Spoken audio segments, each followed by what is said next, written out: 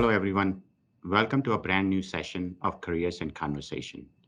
As leaders across the industries are looking for ways for their companies to be more inclusive and innovative, I would like to turn the spotlight on our own in-house leaders to discuss how we foster creativity, innovation, and growth. We will be taking a closer look at how diversity and inclusiveness has helped steer our company through many ups and downs, especially last year in 2020, and in general over the last 23 years. I'm Nick Shah. I'm the CEO and founder of Peterson Technology Partners, and it's my pleasure to introduce you to today's panelists and moderate our discussion. We have with us Jay Johnson. Jay has a diverse background, starting in the music industry, and he brings his many talents as a VP of operations. We have with us George Wang. George is our Chief Marketing Officer, who is also a former CIO and a lifelong learner who is passionate about building great teams. We have with us Tulika Mehrotra. Tulika is a published author and a digital brand strategist who focuses on storytelling for businesses and brands. And last but not the least, we have Gina Cardelli. Gina joined PTP fresh out of school and now is our head of finance department. Building relationship is the cornerstone for PTP with our clients and our consultants.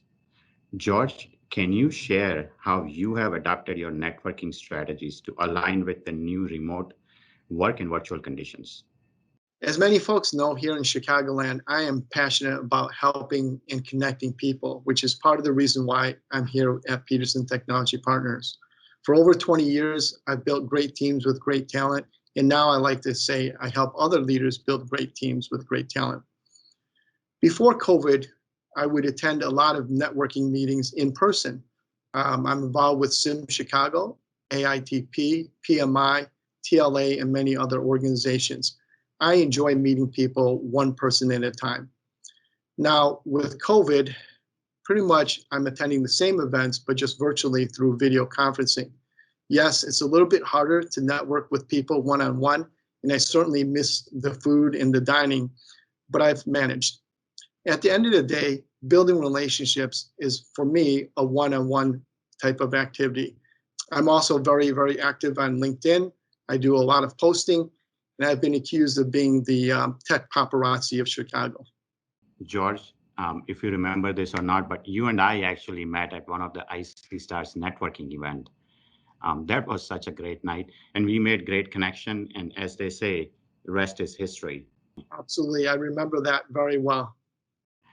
I would like to go to Jay and ask him about, when he's talking to his client managers and procurement partners, list some of the characteristics you look for when you are hiring related to diversity and inclusion.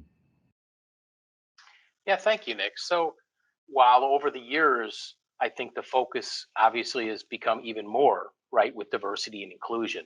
I think it's important to understand diversity and inclusion, right? So to me, to define diversity, it's not just about age, right, or origin. It's about involving people from the entire spectrum of diversity. So it's social, right? It's ethnic, it's gender, it's orientation, it's education. It kind of all wraps into one.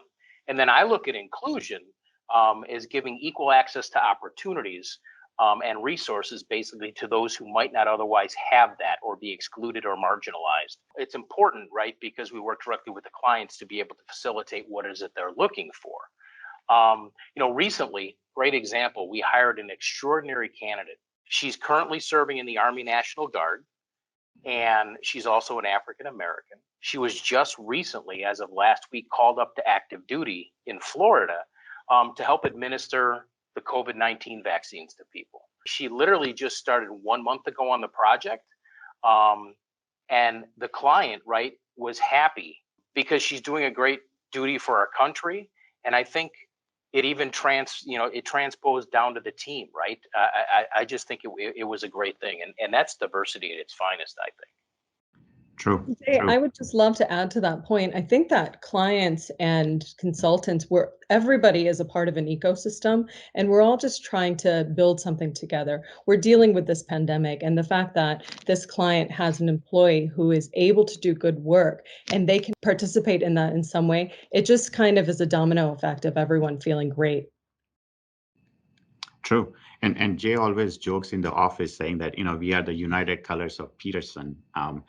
But Jay, as you are learning about the new policies and procedures that our clients and procurement teams are putting together on diversity and inclusion, how do you bring that information back and educate and inform your team? Yeah, Nick. So, I mean, like you said, I believe that we have an incredibly diverse staff here at Peterson, right? It runs all boundaries, right, from age to who we are and all across the world, really, right? And I do believe that it starts with us, right? And in order for diversity to work for the clients, as you said, we've got to be able to educate or help our staff understand what that all means. We always take into account the client's need first, right? And I think a lot of that really has to do with really looking and focusing not necessarily on the technology. They're focusing on building a team, right? That is not as simple a task, right? Because each piece has got to fit in correctly.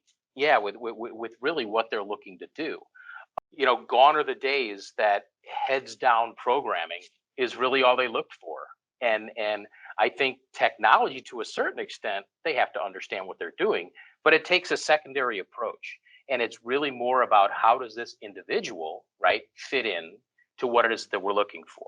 So wrapping that back around to our recruiters, right, and our team, how do we portray that? We give full access, right, to all of our recruiters. What do I mean by that? They're on the client calls, right, so they can hear firsthand what the clients are looking for.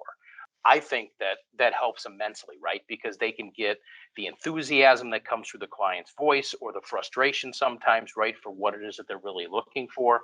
And I think it really starts there. So I think giving the staff the visibility and understanding and then able to ask questions and that I think is really important. And I think it's why we're so on mark with what we do and how we recruit. And I think that truly is the reason.